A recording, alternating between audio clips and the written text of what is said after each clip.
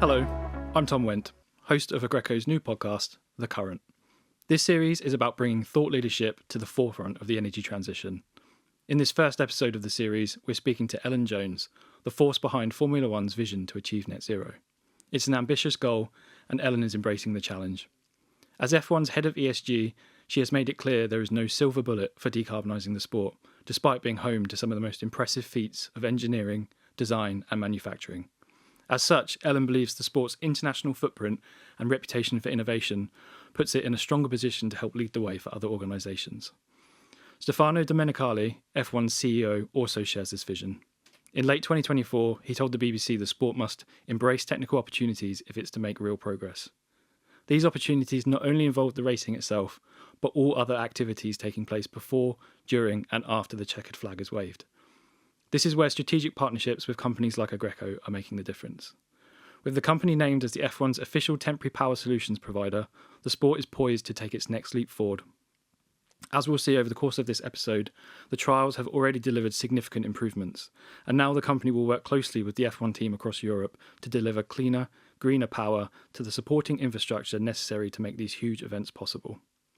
This is all being done to increase site efficiency in pursuit of net zero carbon emissions by 2030, a formidable challenge for such logistically complex events, but one where Agreco's greener upgrades technologies are making a real impact. In this special episode of The Current, Ellen is joined by Dawn Demelweek, Agreco's Director of Sustainability and Compliance. Over the next 40 minutes, we'll get the inside track on this landmark initiative, the technical challenges of delivering an energy transition at an international scale, as well as the similarities and differences F1 shares with organisations in different industries. Ellen, Dawn, welcome to The Current. Thank you so much. Great. So I think maybe just for listeners' benefit, it might be helpful just to talk a bit about your career to date and how you actually came to this position, and I guess sort of what inspires you in your role day to day, just as a bit of a background to the project, and obviously how that informs what you do day to day. So yeah, Ellen, how did you come to be head of ESG at F1? So I joined Formula One in January 2022. I had no background in motorsport at that point in time. I applied online, as simple as that. Okay. So anyone who thinks, how do I get started? You sometimes just have to throw your hat into the ring, which is what I did. I came from the food and beverage sector before, working into sport, which had many similar challenges in terms of logistics, in terms of hospitality. How do you show generosity while still being sustainable? Yeah. And then also having an international footprint. So for me, it was taking those ingredients of sustainability that work cross-sector and then putting it into the world of Formula One, where you can not only make incremental change, but also add those technological innovations that give you a leap forward. Yeah, okay. That's really interesting. I didn't actually know you just applied online. That's quite remarkable, yeah, especially given all the great work that you've done so far. What about you, Dawn? Mine's a probably slightly different route into sustainability. So I joined Agreco in 2014 as part of their legal team. So I'm a lawyer by background, and I've led a lot of the work on compliance. So leading sort of modern slavery type programs and social type programs for global businesses. And yeah, as we were starting to develop Agreco's sustainability strategy, I again put my hat in the ring and said, actually, I know the business really well. I know lots of elements of this sustainability strategy, so why not keep it in-house? So yeah, that's how I got into it. I feel like I need to throw my hat into some more rings. This whole podcasting thing doesn't work out. Okay, I just want to get into the questions then. So, Ellen, F1's a global sport. It's got huge ambitions, clearly. Can you tell us more about the ESG goals and the drive for change? Absolutely. So when you think about Formula One, you think about passion, efficiency, speed, all the exact ingredients you need for sustainability. And those then apply to what are our strategic goals. So first, how can we innovate through things like advanced sustainable fuel in 2026, all the way through to how are we, a global corporate citizen, achieving net zero by 2030 by halving our emissions, but also by hosting more sustainable events globally. Just the F1 strategy, I guess, just for listeners' benefit. Can you just explain a little bit more about that? How it breaks down the different components and obviously how this informs the work that Agreco is doing with you guys. Absolutely. So from an environmental side, when you look at net zero by 2030, it is how do we bring our sport together for collective action to have our emissions against our 2018 baseline. What that includes is energy at our factories and facilities, including not only Formula One management's offices, but also the 10 Formula One teams, soon to be 11. It also looks at our footprint from logistics side. How do we get from point A to point B, or race to race rather? And then finally, our event energy. So when we host a fantastic event, which we have 24 around the world, our new calendar has just been announced for next year.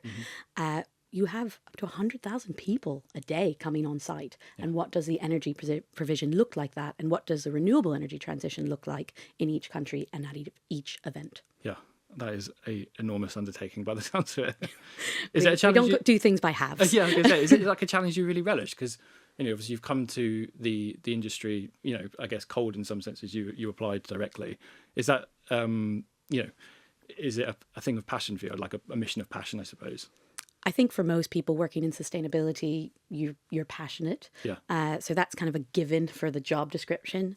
When you come into a brand like Formula One, you then have the passion and expectation of your fans and all of the many people who make Formula One possible. And then you go the next step, which is all of the people who work for Formula One who have just deep expertise in what they do and wanting it to always be the best. And so linking that together, it's a huge responsibility. But it's also probably the biggest opportunity that we have in having deep expertise and passionate people who want to bring the best solutions. Yeah, I mean, I guess we've alluded to it in the introduction, the sort of reputation for innovation and success, I guess, long term is sort of well established, isn't it? So I guess in many senses, your organisation is the best place to deliver these sort of grand programmes, I suppose. The mindset is critical. Yeah. The mindset that we always have the best, and sustainability is part of that definition of best. The resiliency to constantly be trying new things. Understanding that the change curve, we're always well on the change curve because that's the expectation. And that is, one, because of the technical innovation side and that continual development. But two, it's because working in live events never goes to plan. Yeah. And so you have to be resilient to respond to what's on the ground. Yeah. And those things together mean that when I come with an idea or someone comes having done a piece of research, we can go, how do we do this rather than, should we do this? Yeah. Oh, amazing. Changes the conversation. Yeah, I bet. Dawn, just on a similar sense, I guess, or in a similar sense, sorry. Agreco is a global company, obviously facing sustainability head on. What was the process for determining Agreco's own goals, net zero by 2035? Yeah, so I guess ours is similar to F1, that it's really about what can we do within our own operations and our own facilities. But I guess the bigger challenge for us is how do we work with our customers to help them decarbonise their businesses through the energy solutions that we provide. So for us, it was really understanding our starting point, really getting the data and understanding what our operations are, what our carbon footprint looks like. And because we are globally as well, that, the data differs in every location, the operations differ in every location, and what's possible actually differs everywhere where we work. So the goals that we set, they're very realistic in that we worked through the plan on, if we are to make a net zero commitment, we really need to know how we're going to get there. And so our plan, it's got elements of it very similar to Formula One. So it's decarbonising our facilities. It's looking at how we move our equipment around the world, placing our equipment in strategic locations so that it's closer to our customers. And then on the technology side, it's really investing in the best technology and investing in the development of the future technologies and trial and different fuels and different solutions that can really help our customers decarbonise their energy solutions as well. You can see, I don't want to use the word synergy because it's a horrible corporate word, but there is a synergy here, isn't there? So that's strategic alignment. Yes, we'll go with that. Yeah, that's much better. But yeah, I mean, you can see why this project's taken place, I guess, or come to fruition, because it seems like a perfect match in many ways. Yeah, and it was interesting hearing you talk, Ellen, about your business and the kind of culture within your business is to trial new things. And I think that's really what's ingrained in Agreco as well, that, you'll give the technicians a problem and that's where they really excel, because they're like, we like a complex problem and we like to come up with ways in which we can solve this. And I think that's where our guys do a really good job. Yeah. Is that problem solution challenge something you really relish as well, or is it more the outcome, I suppose, that you really enjoy seeing? Yeah, I mean, I don't think you can work in sustainability and not like a challenge. I like things simple, very simple, please, to the world. But it is complex, and that is the nature of what we do. We're constantly balancing different variables, different outcomes.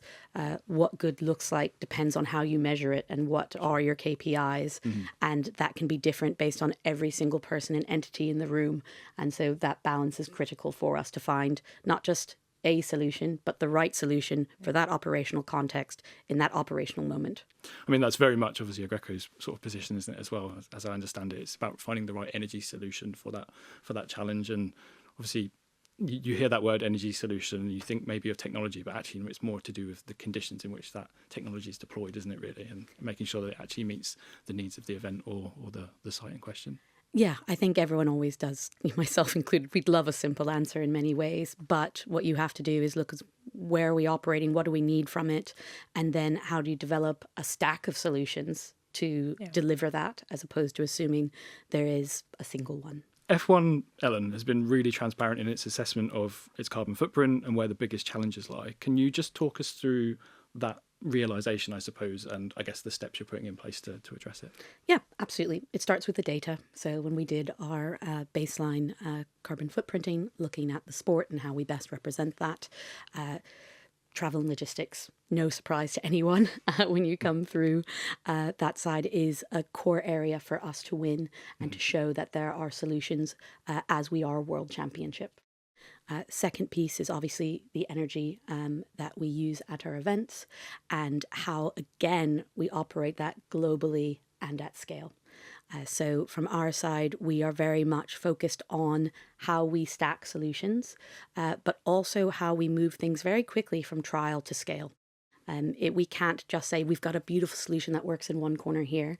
We have to say, actually, we need the messy solution that we can operationalize and work with in different contexts and different geographies. Yeah. Does that come through in the data as well when it's received? Is that something that's immediately apparent, or is it something you guys really have to work on?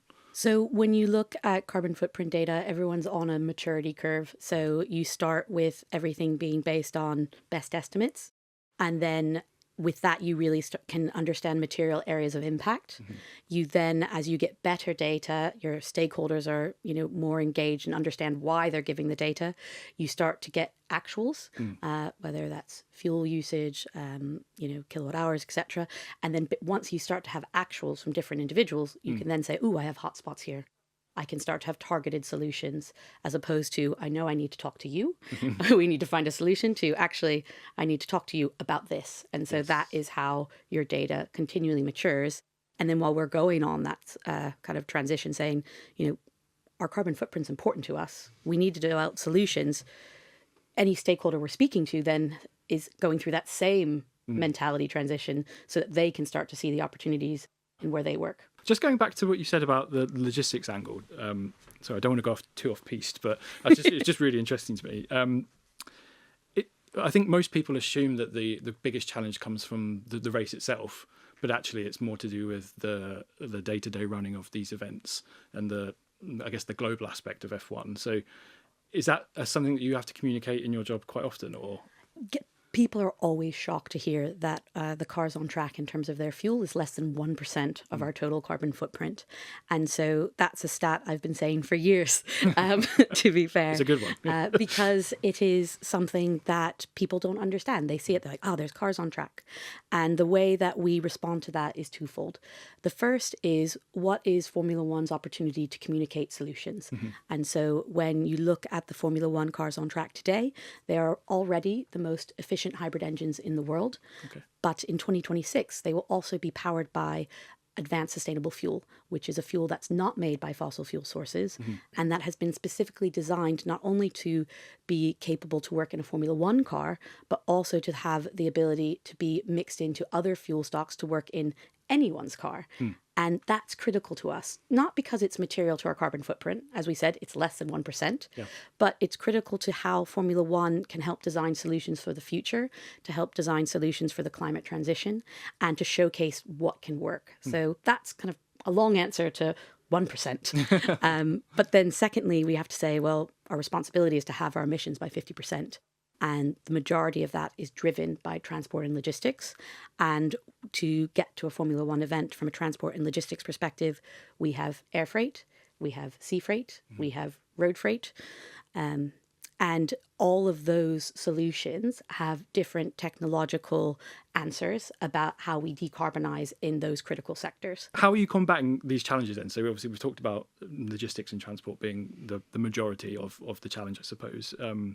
What are the solutions and innovations that are sort of being deployed to sort of make the difference? So when we look at our logistics footprint, we have three key levers. We have the amount that ships, we have the distance that it travels, and then we have the way that it travels. So the first thing that Formula One did is look at how we operate and saying, well, what needs to travel and what doesn't? And that has actually created one of the biggest remote broadcasting operations for sport in the world. And if you go down to our site in Biggin Hill, we have our remote broadcast center.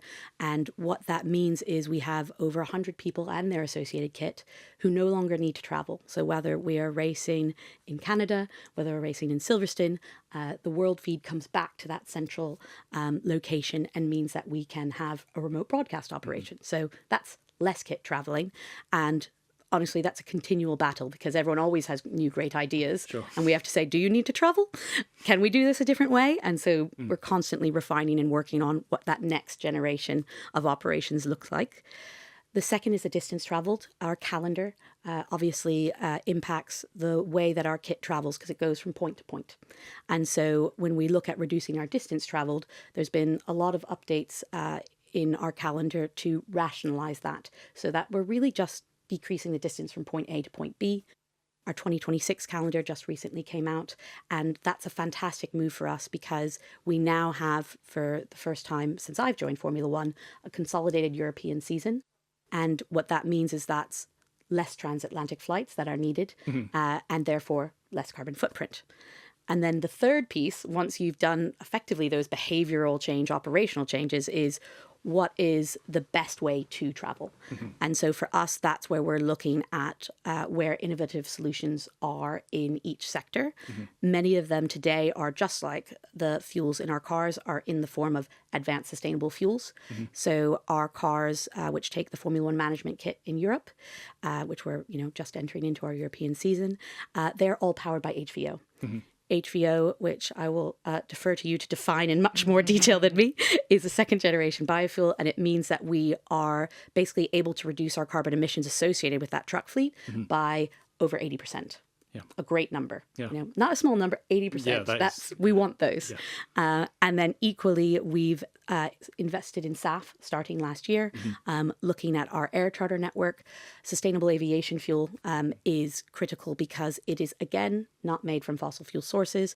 Again, like an HVO, like the advanced sustainable fuels in our cars, can help you reduce your carbon emissions by around 80% for the air sector, which is critical for us. So I guess just following on then from the challenge that Ellen's laid out there, Dawn, what initiatives have been introduced within Agreco to support your own vision and objectives, I guess, similar to Ellen? Yeah, I mean, it's interesting when you were talking about the cars and how they're so small in terms of the grand scheme of things. And that's been very similar for us, that if we look at our own facilities, our own operations, how we produce our products, that actually is a really small component of our footprint as well. It's the solutions that we provide to our customers that makes up over 90% of our carbon footprint.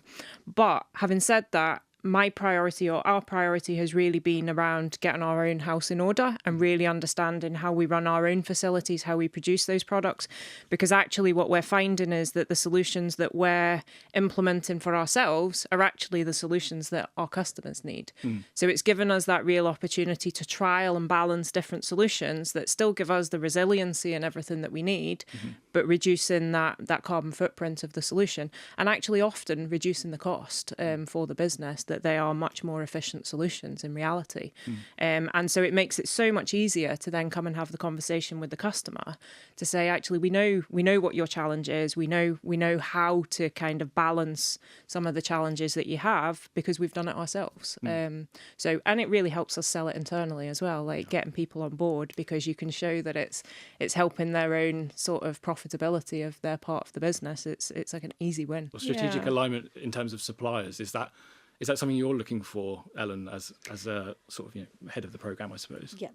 Strategic alignment's critical, because what we want to do is we have expertise in what we do, but when we talk to our partners and our suppliers, we need them to be the deep experts in their area, and we also need them to be aligned to outcomes in sustainability. What is the best thing that we can do? And so for me, the absolute ideal case isn't that I'm coming to anyone and saying, hey, I've got a solution, because I'm not the expert in all things. Sure. I want the experts in their topics to come through and say, here's the best solution for you, which in turn then our team validates to say, yes, we agree with that. And then our operational team goes, yes, we can deliver this. And so that alignment piece is critical, because it's not just what you want to do today. It's also these solutions are coming online, and availability is coming online on a really rapid pace. And we're not looking to just draw a line and say, hey, we did it. We want to continue to do better. And the only way you can do that is if the people who you're working with have the same mindset. Sure. I guess that's why you guys have partnered for 7 years, right? It's an iterative process, I imagine. It's not just one season, it's several, and obviously making sure that you're using the data more effectively to really drive down those emissions, I suppose. Absolutely. Yeah. And I'm sure like the data is really going to help improve things year on year, that we are going to be able to, look at the performance for each race and say, actually, is there more that we can do? Is there more efficiency that we can gain out of that solution by adding different elements to it? Yeah, and I think the data helps you identify hotspots. The data helps you refine solutions, but then experience helps you bring new solutions in. Yeah. And we need all three. Yeah. Is that process, is it mainly beginning with your data and then Agreco consulting on it? How does that process work with your ops teams? So it really depends on the project and what's happening. The renewable energy transition solution that we have in place in our paddocks across our European events this year really came from the experts in our operational side working with Agreco to co-develop what that was. So for me, it was quite an easy project. I was like, yes, I support you, because the experts had already gotten together on both sides to say, we recognize that there's a need here and we know we can serve it. And so from my side, it was one of the simple ones, which we talked about, at least from my delivery angle. Sure. Yeah. Okay. Ellen, can you just sort of break down a bit more about the actual solution itself that Agreco's developed for these races and how that might change over the course of the calendar? Absolutely. So when you look at our event energy transition in our paddock, which is, for those who haven't been to a Formula One race, the really epicenter of the race. So it's where all the garages are, it's where the team motorhomes are, it's where, the broadcast remote operations is. So that's really how does the sport run the pit and paddock lanes from there. So that's the energy scope that we're looking at. And what we're looking at it is across our European events, which run over the summer period. In that, we have a number of races, some of them back-to-back, some of them with a week break in between, but we have to, keep delivering week in, week out in a very busy part of the season. And what we looked at that is, 3 years ago, when you would go to that site, you would see lots of generators, and you would see generators that are powered by diesel. And so what that means is that you had the travel and logistics of bringing those generators on site. You also then had the impact of burning diesel to help power that area. And the reason you needed temporary power for that type of solution is because when you have a site with many, many people coming onto it, you can't just plug into the grid and say, the lights will turn on. So you need a temporary solution. But what we said is, as Formula One, how do we do this better? How do we do this better with Agreco? And that came about into this transition solution. And what it is a mixture of behavioral change, because rather than everyone bringing their own individual solution, there's now a centralized solution, added to technical innovation, which is rather than, an older style generator run on diesel, you now have a mixture of technologies in terms of batteries that are powered by the grid, which for all of these races, we encourage and enforce a green energy tariff. You then have the generators themselves, which are powered by HVO, which is a second generation biofuel, not from fossil fuel sources. And then equally to help expand the energy provision and for people just to understand what renewable energy looks like, we also have some on-site renewables where there's space, like a solar panel array. So what that all adds up to is a reduction in carbon emissions by as much as 90%, and a change in how we operate in that paddock. There's more space because people don't have their generators around. Yeah. It's quieter. The smell is different. So many much better outcomes from having your event powered by renewable energy. And then it also impacts our logistics, right? Because not everyone has to bring their own equipment anymore. It can be centralized. So sustainability, as you said, it's about better outcomes. And many times people only see one metric. Absolutely, we're driving carbon emissions savings. We all have very ambitious targets, and this is part of it. But the solution is part of many more co-benefits and better outcomes. So just moving on to fuel, I know we've mentioned it quite a few times, but Ellen, could you just talk about the alternative fuel strategy in just a bit more detail in that respect?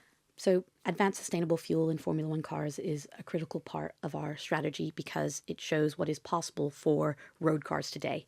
The majority of road cars globally are internal combustion engine. And while that transition is happening, we still need to reduce carbon emissions today and tomorrow. And so advanced sustainable fuel for us is critical because we are able to show that that fuel is possible not from fossil fuel sources, but also one that can be mixed into existing fuels. So our medical and safety car are currently at a 40% mix of this advanced sustainable fuel. The F2, F3 cars were also previously on 55% advanced sustainable fuel. They've now transitioned even further. And so we're showing that it can work in practice. And that's really critical because a lot of times when you think about sustainability solutions, you're like, our goal and commitment is in the future. So we'll solve this then. But actually, we really need to solve it now. And you need to solve it now by trialing new solutions, by building up the supply chain transparency, certifications. All of these things need to go together to build a solution. And all of these solutions are on different maturity curves for that nature. But it shows what's possible. And that's just in our cars, which also, as we know, are the most efficient hybrid engine in the world. So, continuing whether it's battery technology, electricity, all of that is part of the F1 story. And that's what you see on track. Off track, we're seeing that same transition. And we're actually doing that transition incredibly fast for an organization of our size because it's critical to us. And work with Agreco on advanced sustainable fuels, on second generation biofuels like HVO, mean that we can move the energy transition faster. It's one of the tools that we have to create solutions, and they all stack up, whether it's at event, whether it's in our logistics network, or whether it's on the cars on track. Yeah, I think that's what's so nice about this partnership. It's proof, isn't it? It's proof in process.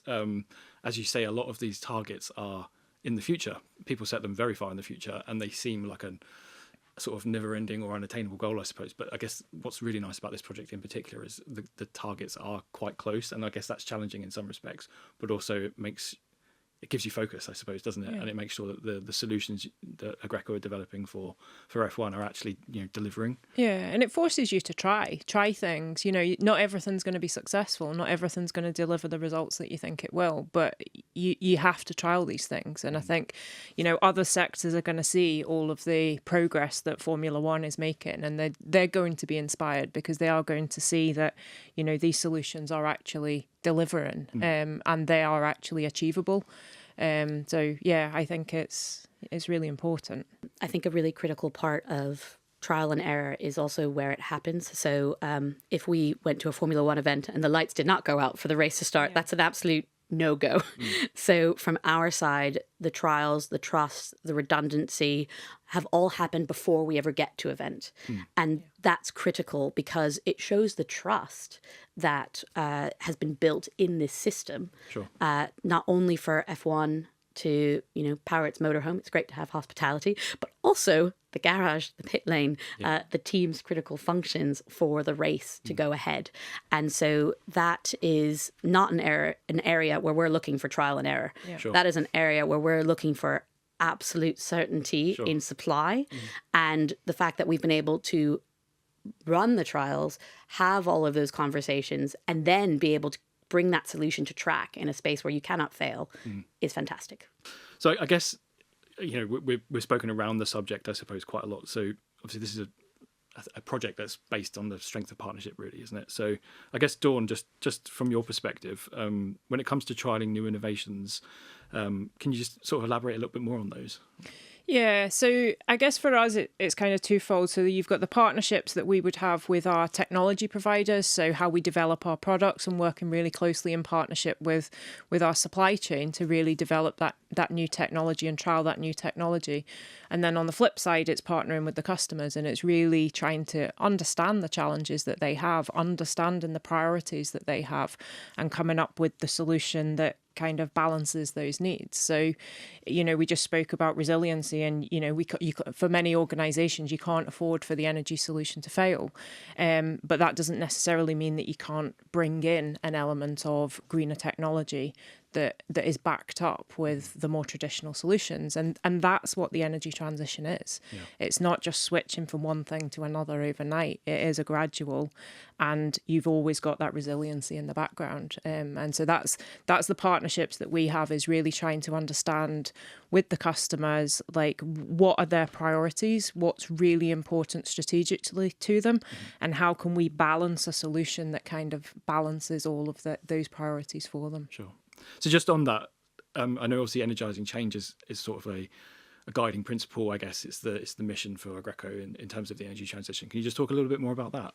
Yeah, so energising change is our sustainability framework, and it covers the sort of 3 pillars of accelerating transition, promoting development in communities and for our people, and then us really taking responsibility across sustainability. So I guess our fundamental decarbonisation goals sit within that accelerating transition. But like I said, it's really about how we can make a difference, how we can partner and help customers or help communities to kind of make change. And whether that's from an energy transition perspective, or whether it's helping, put the lights on in a community, that's kind of what energising change is really all about for us. I guess this is probably like the perfect case in point. I know I keep on coming back to it, but this is really what that's all about, isn't it? In many respects, it's not just delivering on the sort of the difficult challenges, the sustainability challenges, but also making sure the event has enough power to succeed, and certainty, resilience, as you say. So yeah, it's really interesting. So just following on from that, Ellen, can you tell us a little bit more about the benefits you've seen from Aggreko's centralised power solution? So I know obviously you've said you've been quite deep in the data, or certainly the ops team has, but what are those sort of landmark results so far? I know there's been some trials in Austria beforehand, before this conversation, and I know obviously that's informed the sort of work that's taking place over the next season. So yeah, can you just tell us a bit more about that? Absolutely. So when you talk about the benefits of the solution that we're rolling out across Europe together, it's first and foremost, how do we reduce our carbon emissions? When that's been modelled, that's been up to and over 90%, which is a massive figure for us. Yes. In that area.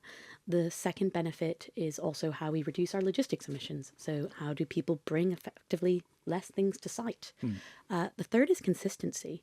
So rather than having to have 10 conversations with 10 teams, in addition to any other entities who are in the paddock, we're able to say, actually, here's one centralized solution that is able to reduce your carbon emissions and we know meets the standards that we require.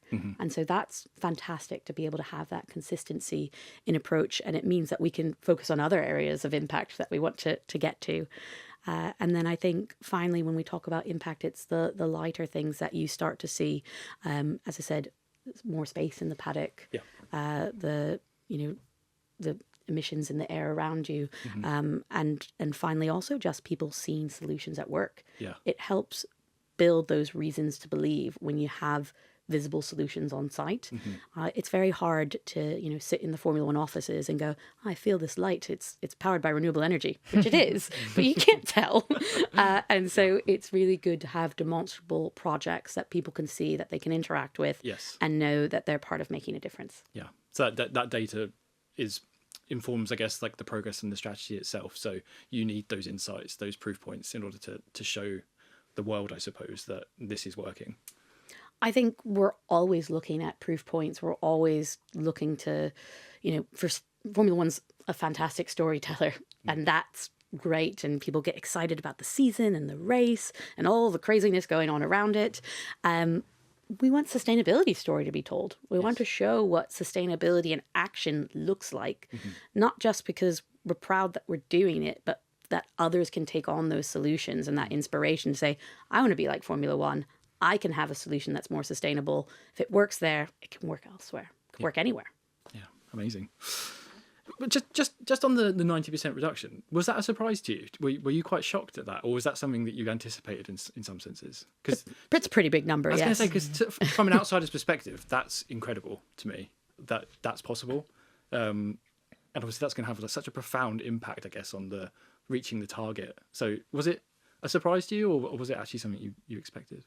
So when you start to stack solutions, you can see the magnitude of what you're working with. So as I said, moving to biofuels like HVO, you get a minimum 80% reduction from that change alone. Then you also add up the changes from the efficiencies on site, the efficiencies from people not bringing their own kit. So it makes sense when you look at the facts going into it, and using less energy as a whole. All of that adds up as an equation, which is good because it should. Yeah. I think that for us, what we're doing is showing where it can work, but it is one piece of the puzzle. So I would love to be announcing that we have made that reduction overall, but it's for the paddock in our European races. We've been able to achieve that reduction, and then like an onion, we're looking at each and every slice to try to create similar outcomes. Even so, it is remarkable, isn't it? 90% is, it's a good number. Yeah, it's a good number, yeah. Very happy. So obviously the work that Aggreko has done has been able to deliver a factor 3 resilience improvement. Dawn, what do you think is the key to balancing energy security and sustainability?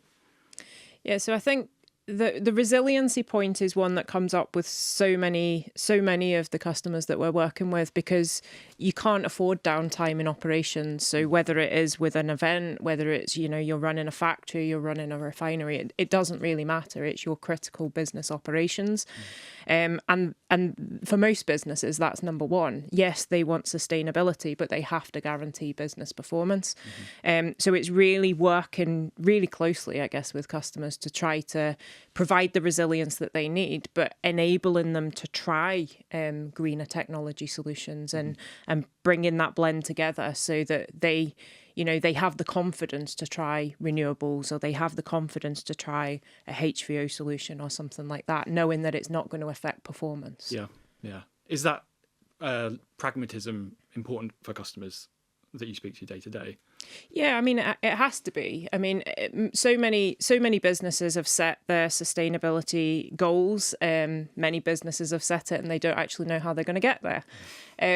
But for those that do know how they're going to get there, they're committed, but it's not going to be to the detriment of business performance for most organisations. Some will take a principle approach, but for most it's not. It's pragmatism. So they want a better world. They want to be socially responsible and environmentally responsible. But first and foremost, they need to make sure that their business will continue to operate. And that's the reality for most. So for us, it's really, that is the primary priority, I guess, for us, to making sure the solutions that we deliver are going to provide the energy that they need, but in the most sustainable way possible. And that's exactly what our greener upgrades principles are around. It's really around balancing the resiliency with the economics and with the environmental factors, and those three things, and giving customers the choice, really. Yeah. So greener upgrades for us is really about surfacing the data and showing the customers the options that they have. And if, you can balance the three things, sometimes it's not economical to go the super green way. Oftentimes it is actually that you're saving so much on the total cost of energy through the fuel that you're saving through efficiency.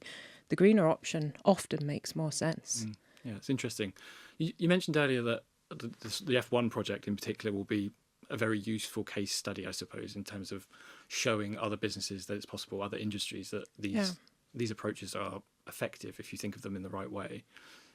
Is that something you're looking forward to? Like at the end of the sort of 7-year project, you can say, look, we've been able to do this. We've got from here to here and it's been successful. Is that going to inform conversations with customers? Yeah, I mean, absolutely, it has to. But I don't think it's 7 years down the line. Every race. Yeah, every race we have to deliver. Of course, absolutely. Yeah, and it is, and it's showing those incremental changes. I mean, 90% is amazing. Not every customer is going to achieve 90% overnight. But it really is showing what's possible, and it's showing that it's not affecting your performance. It's not affecting your ability to deliver your business. But you can do it more sustainably, and you can do it affordably. And I think if other businesses can be inspired by that, then that's amazing. I don't think there's a more performance-driven business than Formula One. So that we can show that, one, we're able to continue to deliver the best events, the highest performance, and we're able to do that with many co-benefits that we talked about today. And we do that by reducing our carbon footprint, which is the primary driver, shows that you can do it without compromise. And that's critical for everyone to be able to see, but also to then be able to say, how can I see what applies to my area and take on those solutions?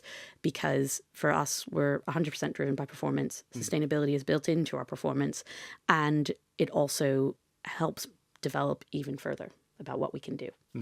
It's interesting. Did you have any of those conversations with your ops teams, I suppose? Was it a concern, I suppose, when you were sort of like rolling out this project, or was it actually, this makes total sense in the sort of context of the wider strategy?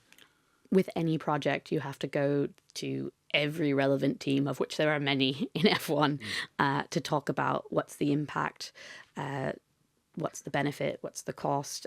So that's just standard for any project. As much as I would love the green light for any of my whims and desires, it's just normal business, frankly, for anyone with a proposal to then go through and say, how do we make this better? How do we make sure we're taking into account all of the stakeholders and their needs? How do we refine it? And that's not a sustainability process. That's just the process of business and how you drive performance. Sure. Yeah, interesting. Would you say that's common, Dawn? So Ellen's saying that it's standard practice in many senses. Is that something you would say you see with customers? Like, is that something they're looking for as well? Or is it actually a conversation you need to have with them up front? Yeah, I mean, it varies. Like, so many industries and businesses are on so different levels of maturity in terms of their ambitions. So it varies. So some, it's very much we're trying to provide them with options and trying to convince them of it. Others, like Formula One, are coming to us with their ambition and saying, how do we get there? So it really does vary. But I think having the data available to show the benefits is becoming really critical to those conversations, because it's really easy to have a theoretical proposal that if you did all of these things, then all of these wonderful things could happen. But being able to show, I can see what your energy needs are. I can see how critical your power is. And here are 3-4 different options that can deliver that same outcome, but with a different impact from a cost perspective, from an environmental perspective, and from a resiliency perspective. So I think, but it very much varies. But we're seeing more of it. We're seeing more industries now that are really seeing that sustainability it's here to stay. It's not just to tick a box. Sure. I think they're really starting to realise that it's about growing a business and being there for the future. Yeah. And, where you get real efficiency benefits from it as well. Yeah. So I just wanted to move on. It's interesting, Dawn, what you said there about priorities, I suppose, in the conversations you're having with people. So I know a little bit more about this, I guess, as an outsider. We did some research last year into the C-suite or C-suites across Europe, I should say. And we found some really interesting findings. And I think they kind of show a point of difference, I suppose, with Agreco and F1 as organisations. So I think one of the key findings we found was that 25% of those we surveyed said stakeholder support was a barrier for their company adopting cleaner technologies. And on a similar sense, 95% said they were adjusting their timescales for net zero in light of energy supply and pricing issues. I mean, they're incredible findings, really. I mean, 95%, I know we mentioned earlier, 90% is a big number, right? So that's almost every business that we surveyed has adjusted their timescales. I mean, do these results surprise you at all? So from a Formula One perspective, we're incredibly proud that we're on track to hit our net zero commitment. And we've been able to do that during a period of expansive growth. And so as we were talking about earlier, it's not just how you grow, it's how you grow well. And with that, sustainability is not only part of the definition for its own reasons, which are multiple, but also part of the definition for the other aspects of the business that we all need to balance, whether it's efficiency, financial, outcome. And so from a Formula One perspective, when you combine sustainability with our fantastic events, you get a more fantastic event, which is what we want to do. I'm sure there's a better way to say that. But for us, it goes hand in hand. Sure. There are solutions out there. I think a lot of times there is misinformation. It feels like too much. And that's why we try to be incredibly focused on what are the outcomes we want, how do we communicate when we find a solution so that others can be inspired by that, and then how do we continue to drive solutions because it never stops. And that isn't a drawback, that is actually a benefit that we can continue to refine and continue to get better, and we're delivering on performance across our entire business, not just one area. Sure. So just in, on a similar line of thinking there, how is your progress to date, just out of interest?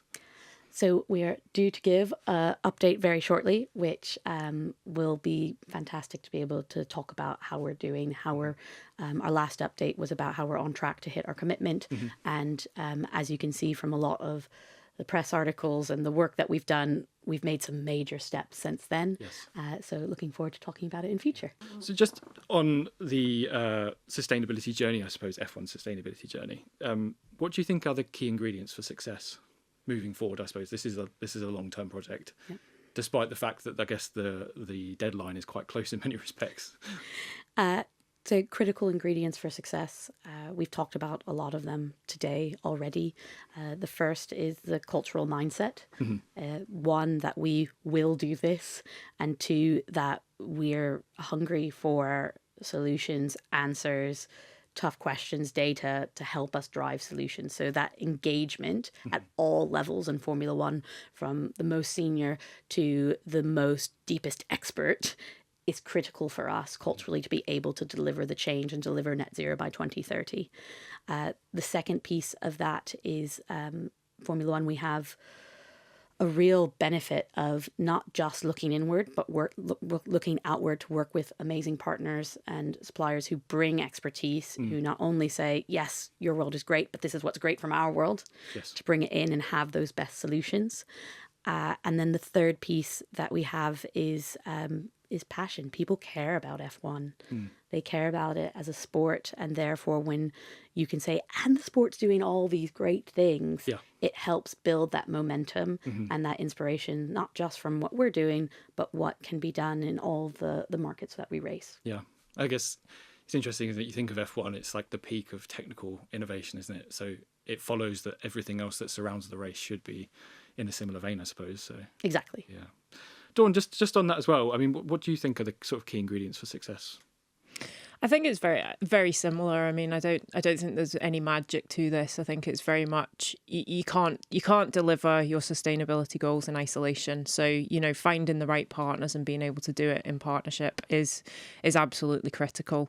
I guess the other thing for me, which is ironic being a lawyer and not in the data world naturally, but for me, there's absolutely no way you can deliver sustainability without the data behind it. You can make commitments, but you don't know how you're going to get there if you don't have the data, you don't know where to prioritize without it.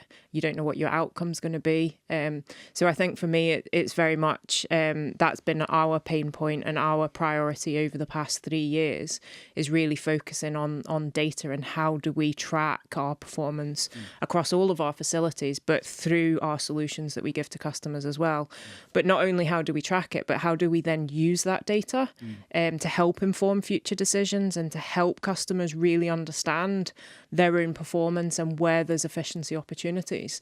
So I know we've spoken a lot about data, but for me, I think it's for me it's a number one priority on sustainability. You can't improve something unless you can measure it. So. Exactly. Interesting. So just to round off, really, I suppose, I mean, what's next for F1? I mean, how are you going to build on the successes so far? Clearly, there's been some impressive results. I think the trials have proven that this approach is working. So what's the next step forward? Scale. It's critical for us to deliver at scale. We have done the data. We've run the numbers. We have also then in turn put in the building block actions that are critical for us to hit our net zero by 2030 goal. And now what we're looking at doing is scaling those solutions.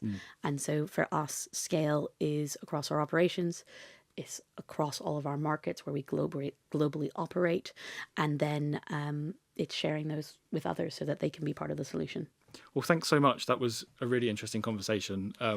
Hopefully we didn't go off too off-piste. But, there's just so much to talk about. It's a really interesting project. And I think, this is the proof point that other organisations need, as you say, Dawn. So, thanks so much, Ellen and Dawn. Thank you. Thanks so much. Thank you both.